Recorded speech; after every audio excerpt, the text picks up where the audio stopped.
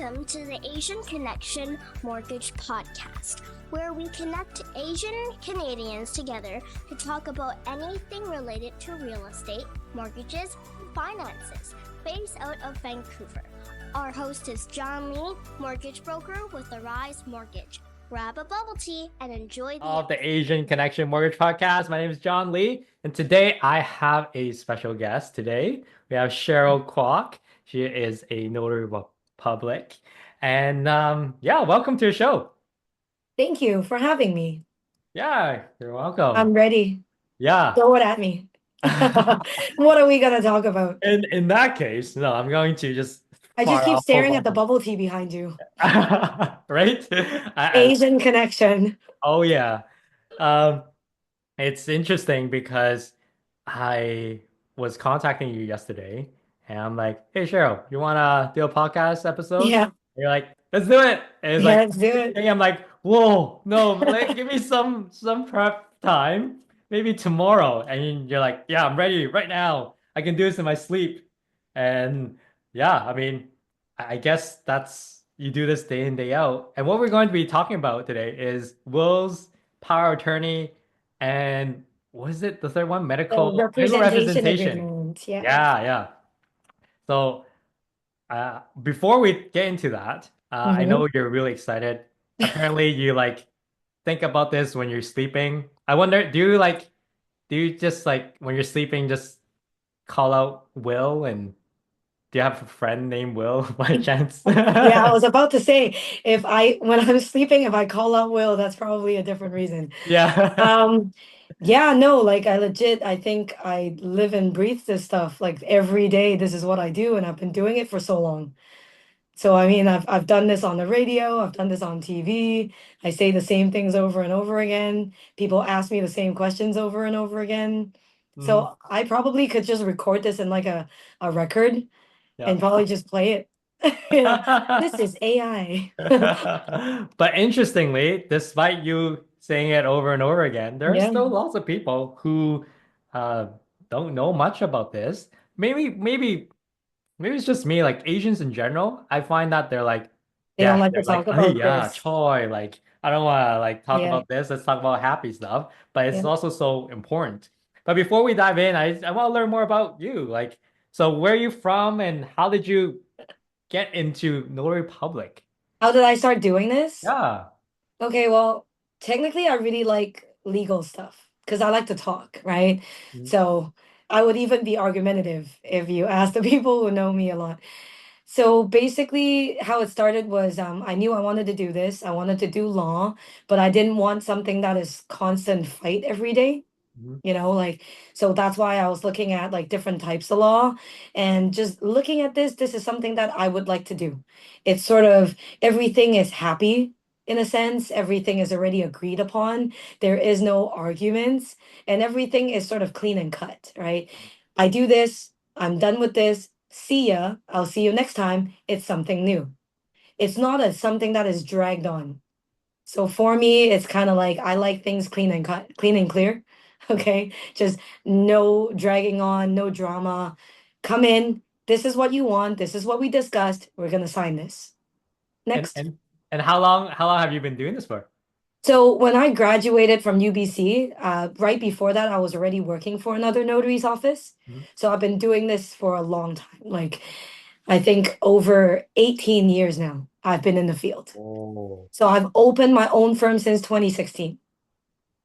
That was the year I got my license.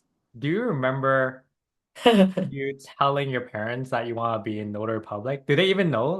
I don't. It's so even difficult to pronounce this word. It's so long. Notary Public. The funny thing is, when I didn't know that before, but obviously my parents actually got their wills and everything done at a Notary Public. Okay. And funny enough, at that point, I was still a minor, right? I was still in elementary school and stuff like that. And they went to my old boss. Oh, I see. And it was just randomly, and that's where I went to work. So they were looking at my pay stub, and they're like, "We know this name." So apparently that's where they got their wills done. So they knew what a notary public does. A Right. lot of people don't. They're like, what's the difference between you and a lawyer, right? So basically, what we like to explain to them is technically we do the same type of documents, Mhm. all the legal documents, as you know, all the refinancing documents, all the conveyancing documents, we can do just fine. A notary public basically just doesn't go to court. So I like to teach people to say, like, we do happy law. We do happy things. These are things that there's no contention, there's no arguments. These are things that you've already discussed and we're happy about. Everything's good to go. We just simply put it in legal paperwork. Yeah, I'm just thinking from your parents' point of view, they're like, Yeah, man, like for your previous bosses, like, oh wow, like they did the loan, the paperwork, wills and yeah, power of attorney, yeah, paid your boss, yeah. and then now like you actually got the money back. Well, I can't It's do like it jokes for on them, you. so I couldn't do it for them. So because of conflict of interest, so they Right. definitely have to go somewhere else anyway. So I'm of no help as far as they're concerned. Yeah.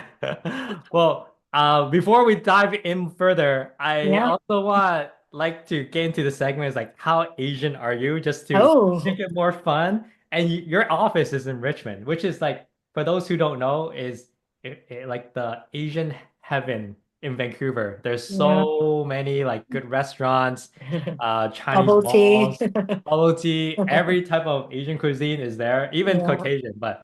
I don't know how the Caucasian restaurants survive because like it's so good. But like if you were to pick a restaurant or cuisine Yeah. to go every single day for the rest of your life, where would you go? Oh, I'm a dumpling girl. Dumpling? Yeah, Oh, I'm dumplings and noodles. So if I have to eat something every day, it'll be Shanghainese food. oh, yum. Do you have a Yeah, go-to? so yeah, it's called Xiu Long Gei, Siulung. Oh, Long's you know Noodle what? House. I've heard that before. Yeah, so they actually used to be in Vancouver and then they Yes. moved to Richmond. So Yeah. a lot of times, technically, after I get off work, they close a little later, then I take my parents there. Oh, like one time I wanted to go and I wanted to make a reservation or like Oh just yeah, want it's to call in tough. ahead. They're like, no, we're packed, we're full. They're very busy, yeah. So the key is to be friends Yeah. Oh yeah, with the get the low connection. banlang, okay, with the boss lady. Yeah. But how Asian am I? Basically, I just need to let you know it doesn't matter where I go, I Yeah. drink hot water. Hot water? Oh, I'm the even hot water during the auntie. summertime. Anywhere, doesn't matter how hot it is, doesn't matter if I'm in Mexico or in Yeah. Hawaii, it's always hot water. Oh, So okay. the funny thing is, I don't drink bubble tea. Oh, you don't? Really? It's cold. Oh, true. I am legit a hot water auntie. Wow. Yeah, doesn't matter where, doesn't matter when. It's hot water, and maybe if I'm feeling fancy with the lemon and the honey. Otherwise, it's just straight up hot water. Do they look like say you're in Hawaii? I know you love going to Yep. Hawaii. They stare Yeah. at you strangely, Oh, like absolutely.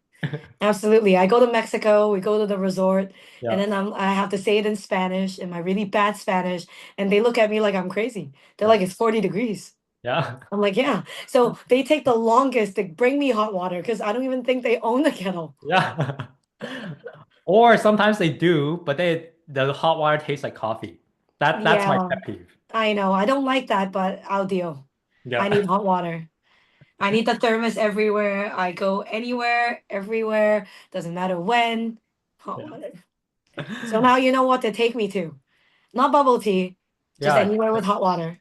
Maybe high tea, I guess, or just Sure. I won't want the tea. I'll I take was, the I hot was water. I was taking you to a food court and like Yeah, just no go get caffeine. No caffeine. This is all natural. All natural energy. How about favorite Asian countries to visit? Do you have one? Asian countries, I have to go back to Hong Kong. You know, Hong that Kong. is my motherland. So Yes. it has a very special sort of connection. Mhm. Everything there, the place, the smell, the humidity, it just feels like home. When's the last time you've been to Hong Kong? Last year, I went back to get my ID card.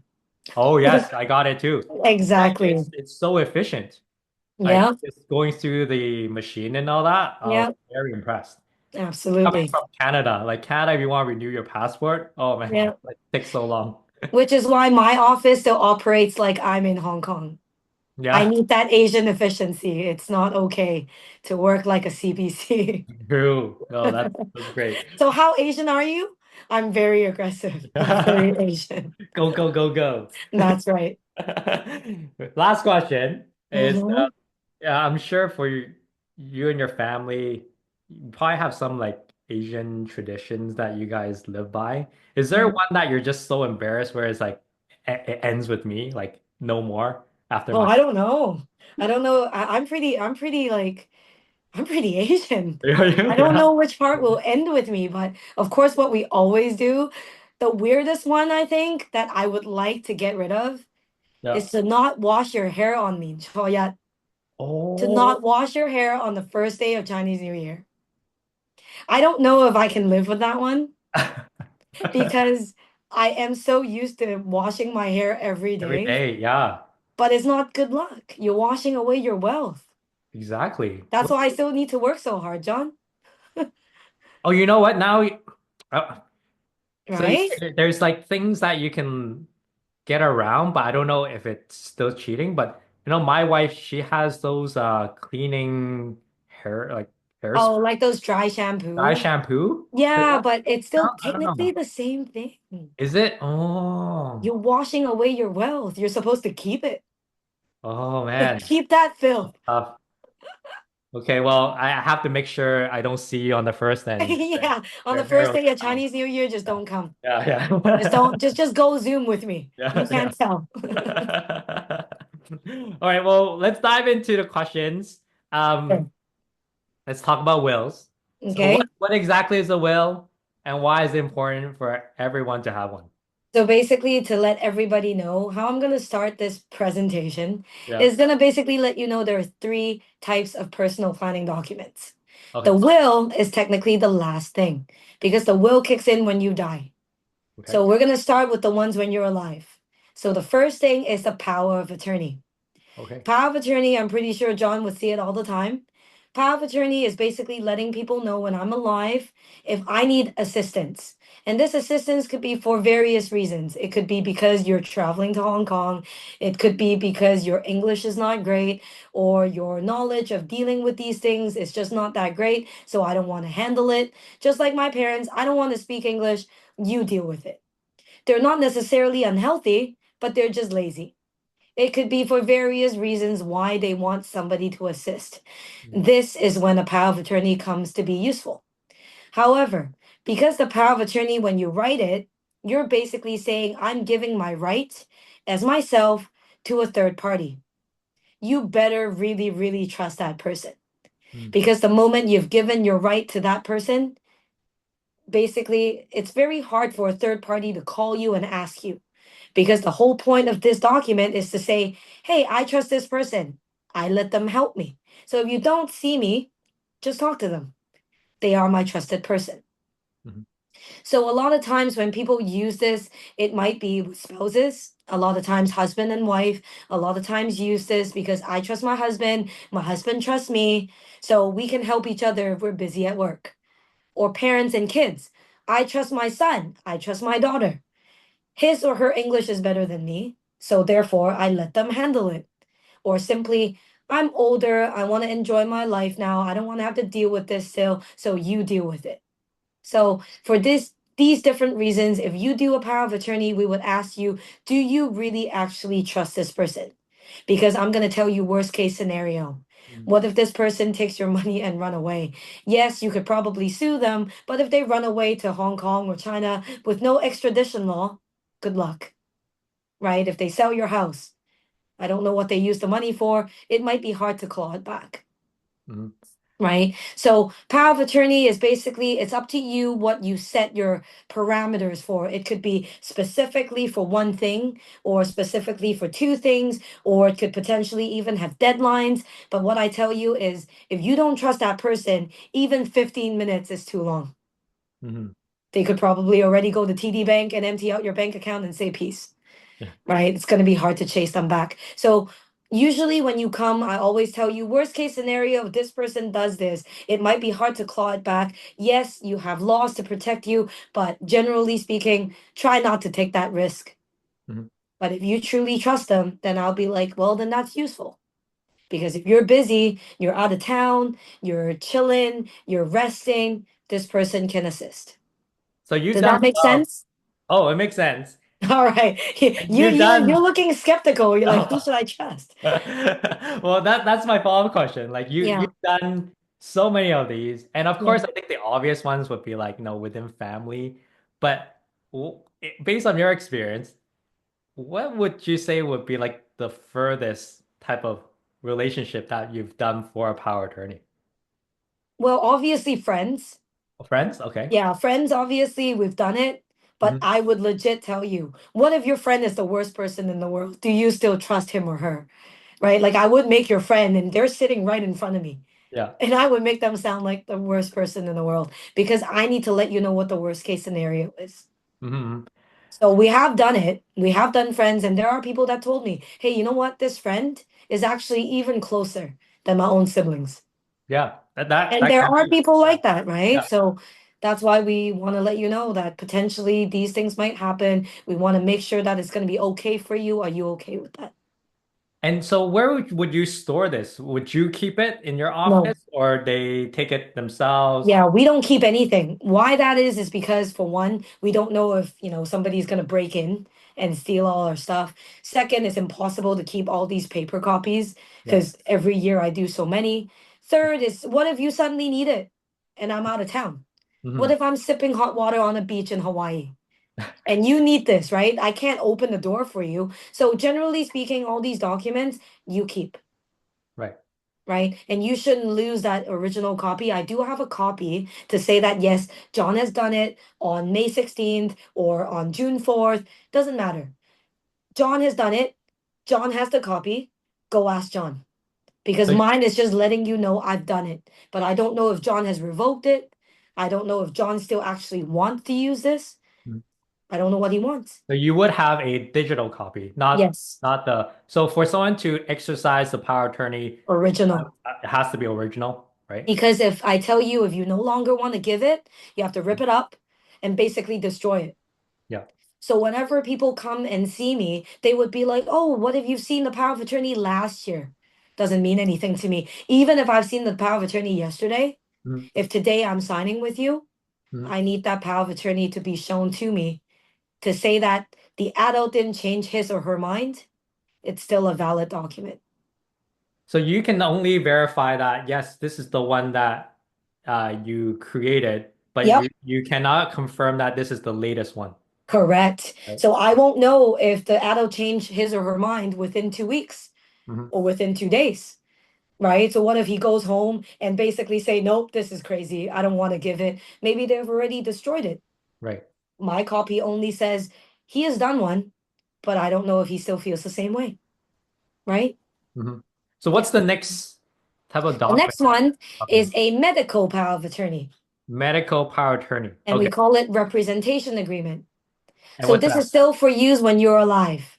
All Okay. right. So this is for use when you're cuckoo, Alzheimer's, dementia, anything that sort of takes away your mental capacity or your ability to communicate.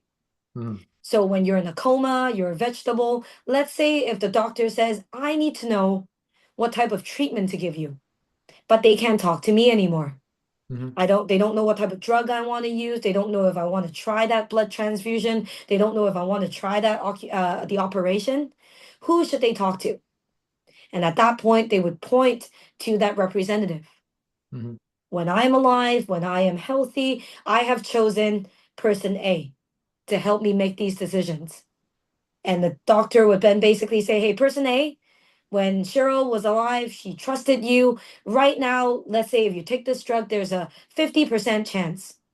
What do you think? Mhm. Because I can't ask her anymore. And that representative would be like, yes, go ahead, or nah, just let her naturally go. And that Just would give her be hot water. Yeah. cures all. Yeah. It Done. cures Yeah. everything, Yeah. right? So basically, you have to understand is the doctor doesn't know you or your family. So a Mhm. lot of people talk to me and say, "Hey, wouldn't it just be my sister? Wouldn't it just be my husband? Wouldn't it just be my mother?" The thing is, nobody knows your family dynamic. Mhm. Who knows if that husband has been waiting for you to die for years? Right. He has hated you for years, but nobody knows that because nobody is a fly in your bedroom wall, right? They don't know if that husband is really in a good relationship with you or not. They don't want to take that risk because doctors have been sued before. Yeah. Right? So these documents are there to protect you, to basically let your wishes known.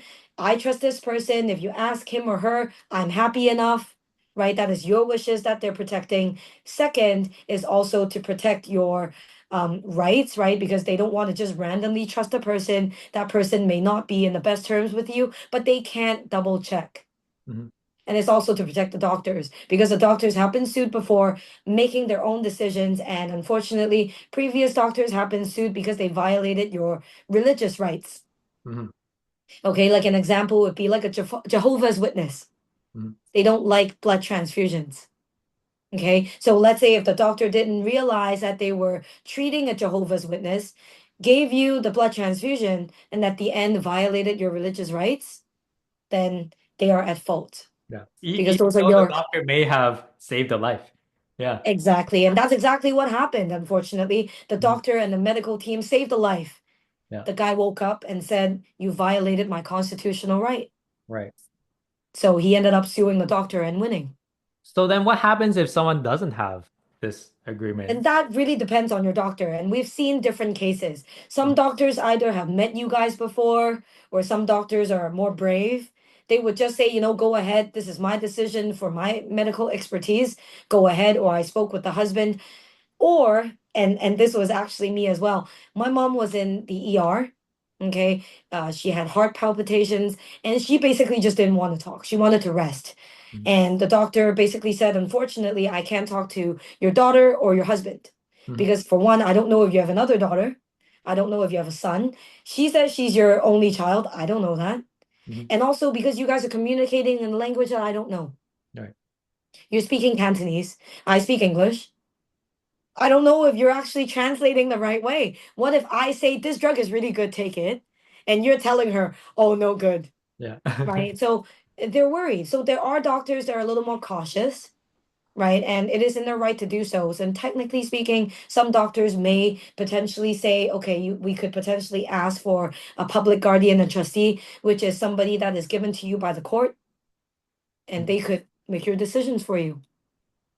But unfortunately, sometimes certain illnesses or some ailments, you can't wait that long, Yeah. right? It's not really something that would be like, okay, well, let's hang out and wait for the government to give me somebody. Some things potentially could be life or death, right? It could be, I need to know now, right? So you also basically want to do all these documents basically as prep. A lot of people say, I don't need that right now. I'm healthy. But the thing is, nobody knows about accidents. If we know when an accident is going to happen, it's not going to be an accident. You can foresee the future, right? So all of these documents, basically, what I want to let everybody know is these are prep work. The more you do, the more basically saving time you have for your family members or anybody left behind to make life easier for them. Mhm. So they So don't need to worry. on this document, then, like, will Yeah. there be special instructions, or is it just pretty much just talk to this person and I trust this person? Yeah, generally speaking, the one that you specifically mention what type of drug or treatment you want or don't want is called an advance directive. I don't really suggest that. I want an actual person to know what you want. Why I say that is because we're not doctors, Mhm. right? We don't know about scientific advancement, as much as we love to read things on IG. It's not like we read scientific journals every day. I don't know what the breakthrough is for cancer today. I don't know what the breakthrough for cancer next year. So if we say like I don't want chemotherapy and I did this document in 2025, but who knows? Maybe in 2030 it's crazy. Yeah. It's really good, right? You won't lose hair, you won't have those side effects. I don't know. But maybe at that point you also have a different point in your life. Maybe there are more things to lose. There are more things you want to actually stay behind to witness. Maybe your feelings feel different, Mhm. right? So we don't want something as set in stone. So when I always talk to the client is, why not have somebody that you trust make that decision for you? Mhm. Right? They know because they're talking to you constantly. They understand what you're thinking. And maybe at that point, if they hear about the medical advancement that we didn't realize before, could be like, yeah, this is great. Let's try it. Right? So generally speaking, having an alive person that you trust, talk to these caretakers, talk to these doctors would probably in my mind, the best option. Got Does it. that sort of make sense? Yeah, no, it makes sense. And Yeah, so these two documents are both for use when you're alive. then now third one is wills. And the moment you die, Yeah. these documents die with you. And when you have that death certificate, that's when your will kicks in. Mhm. So a lot of people sometimes ask me about the will. Hey, if I already have a will and I already trust him, why do I need the power of attorney? It's obviously I'm giving it to him anyway. Mhm. Why can't you just take that document? You can't do that because the document does not kick in until the death certificate is present. So that document technically is trash Mhm. until you die because that document can be switched up and changed all the time. Mhm. Okay. So that will, when we say it, a lot of people worry it's like, is it really hard and complicated to do? Does it take a long time? It actually doesn't take a long time at all. As long as you know who you want to give it to. Mhm. And for people like you, young parents, right? You have a minor child. It is obviously very important to let the government know who your guardians are. Mhm. So if you die, it's going to be your wife. But if your wife dies, who's going to handle cute little Nora? Yeah. Right? You need to find somebody. Is that going to be your parents? Are they, healthy enough to take care of her? Are they well suited to take care of her? Or is Nora closer to mom's parents? Or do you have a sibling, like an auntie that is very good at handling her and is basically healthier to handle her? So these are the things that young parents need to think about. If I die, who's going to take care of my child? Because if you don't say anything, then at that point, the government says, I don't know. If I give it to John's parents, the wife's parents might argue about it and Mhm. yell at us. But if we go that way, it seems like we're favoring her side, then your parents might be angry. Right. And at that point, sometimes if they don't know and they're still arguing in court, the kid ends up going to foster care Mm. because they don't know. These people will now have to go to court to give their stories and give their statements and everything. Everything is just dragged on, Yeah. takes longer, worse for the kid, Yeah. right? And you have So to remember this is when like the kid is still going through trauma and exactly, like going the through parents are very gone, emotional. right? Yeah. Who's Yeah. going to take care of me? So these are good family discussions with your wife, with your family members, and basically say, hey, look, we've already thought about this. This is what we want. Mm. Right? So in the will, I'm going to write it down. If something happens to these people, it's going to be, you know, Peter, Yeah. uncle, or whatever. So what happens if someone passes away without a will? And not Yeah. just So if about you like the child, but financially as well. estates, yeah. So basically, it's called intestacy. When you pass away without a will, it's called passing intestate. So the problem again is just like what we said, the government doesn't know your family. They don't know your family dynamic. I don't know how many kids John actually has, right? Are there anybody we don't know about, right? For whatever reason. So you have to understand is the court needs to give time for these people to basically put up their hands and say, I am this person's the deceased so and so. Mm. I therefore have a claim to the estate. So there is a time limit, a gap, when they're still arguing about it. Okay. And then basically at that point, the court system is also not that fast, right? So How we're long going does to, it usually take? well, the thing is, we also had COVID. So a Hmm. lot of people died at that time without a will. So that has also sort of backed up the court as well. Yeah. So before we're looking at like a year, we have 2 years, and now we're even hearing about close to 3. So there's still backlog as of Yes. today. Backlogged and they're still trying to handle things. Yeah. So basically, if you don't do a will, then it has nothing to do with you because you're dead. But the thing is, the people left behind is basically left dealing with this stuff, Hmm. right? So we don't suggest it.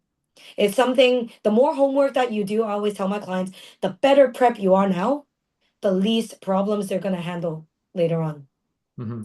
or they're going to be faced with. So when we talk about wills, lots of times we would talk about money, Yep. properties, and things like Yep. that.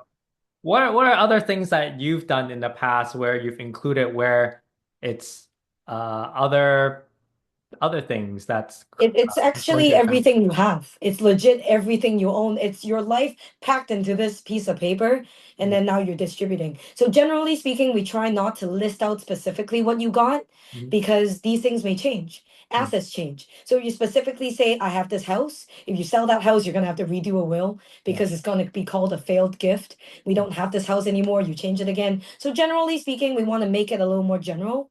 Mhm. Everything I own as a pie, as a percentage. How do we give it out? So if you have $100,000, my will is the same. You have $100 million, my will is the same. It's just that person's piece of pie is bigger. Mhm. So obviously your house is a part of it, right? Unless it's own joint tenants. If it's own joint tenants, the person that owns it with you immediately gets it.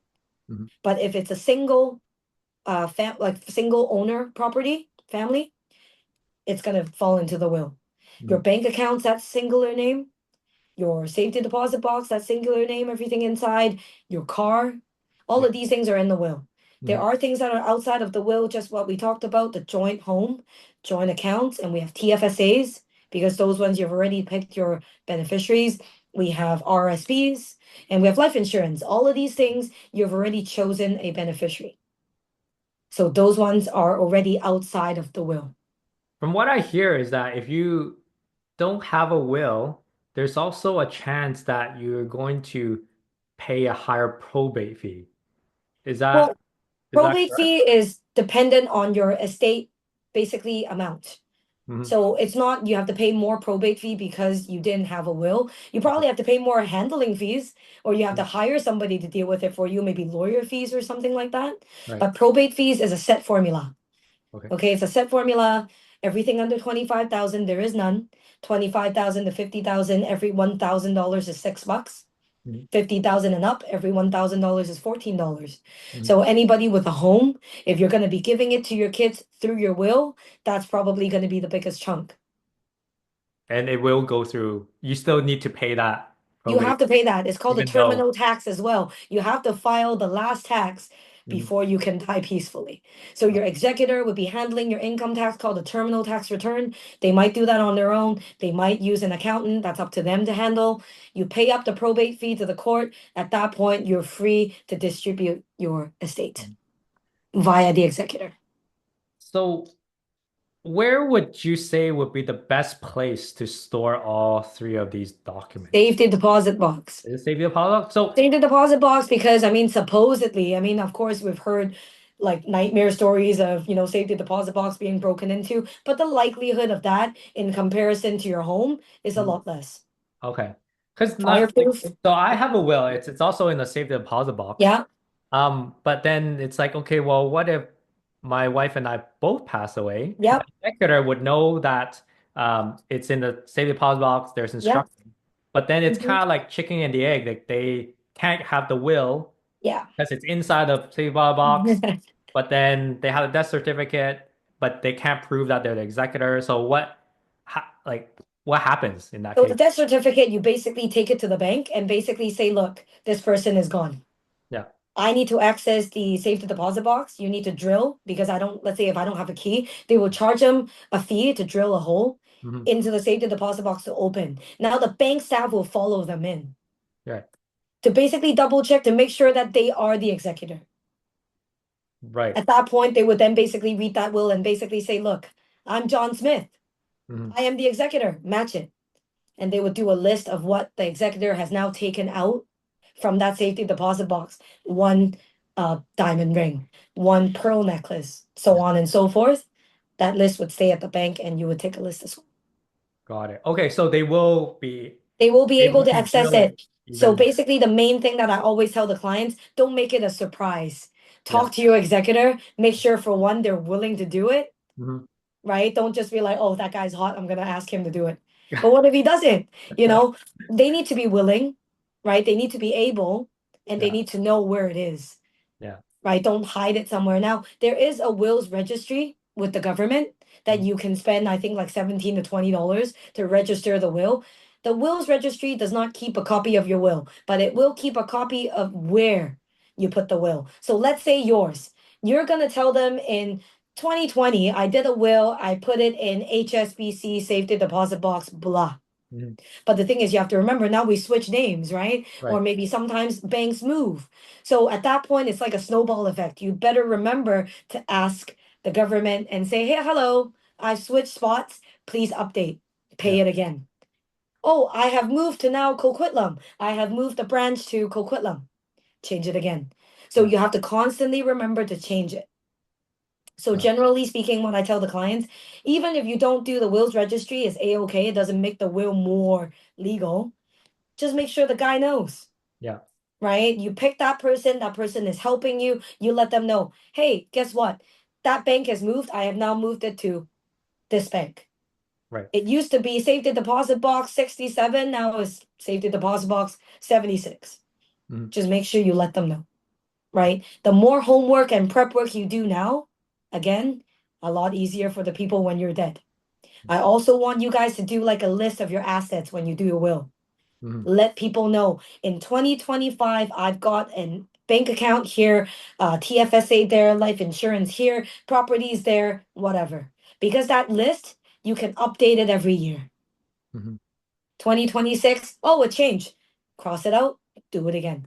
Mhm. So the executor would always know, I know exactly where to go knock on the door and say, this person is dead. I'm handling things. Apparently, he or she's got X here. Let me access it. But if they don't know, guess what? There's so many banks, they're credit unions. Good luck. Because Mhm. you're going to be asking, hello, this person died. I don't know if he's got stuff here. Can you let me know? Yeah. They're not going to let you know right away. It's going to go through hoops, go through departments. It's going to take months, if not years. Got it. Okay. And another tip, the name. Names to me matter. Okay. A lot of people will be like, oh, it's okay. Everybody knows I'm John, right?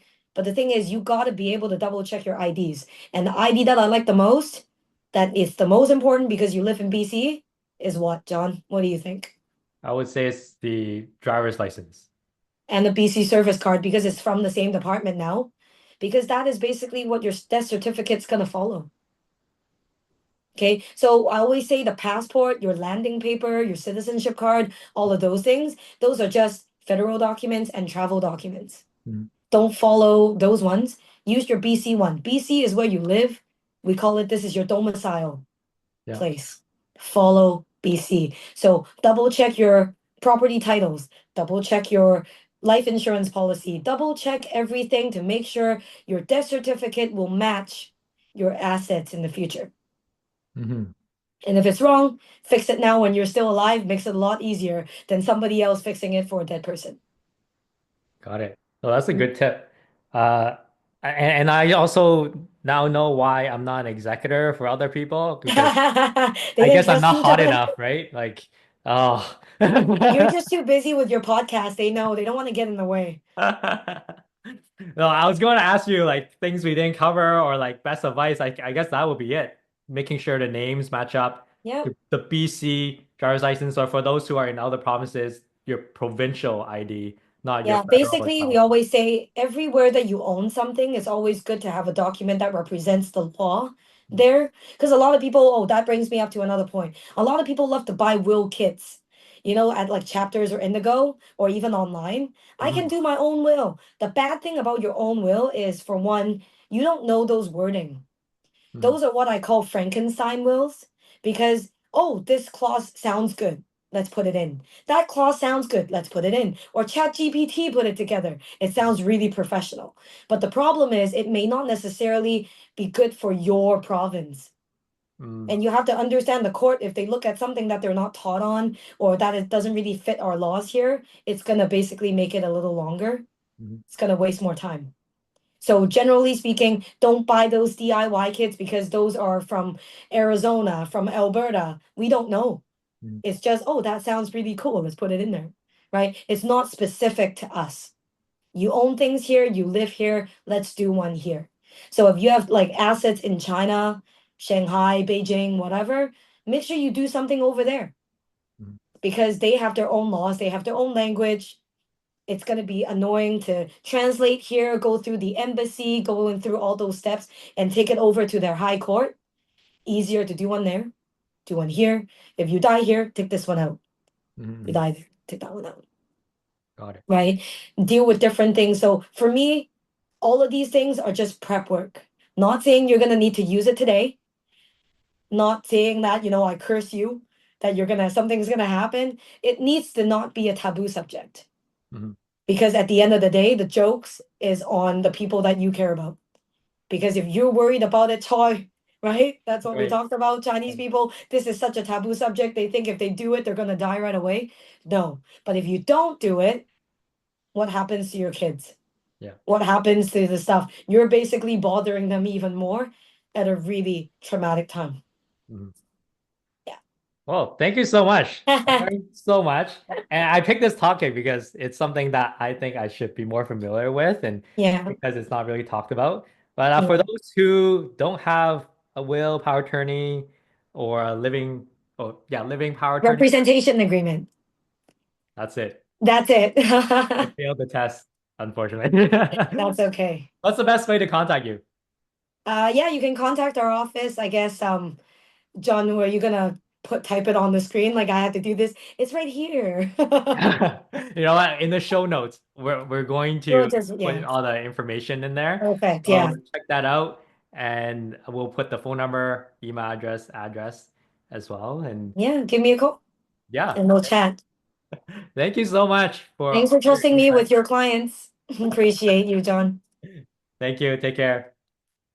Bye. Thank you Bye. for tuning in. If you enjoyed today's episode, please consider giving us a review and subscribing to our podcast on your favorite platform. Thank you for listening, and we'll see you next time on the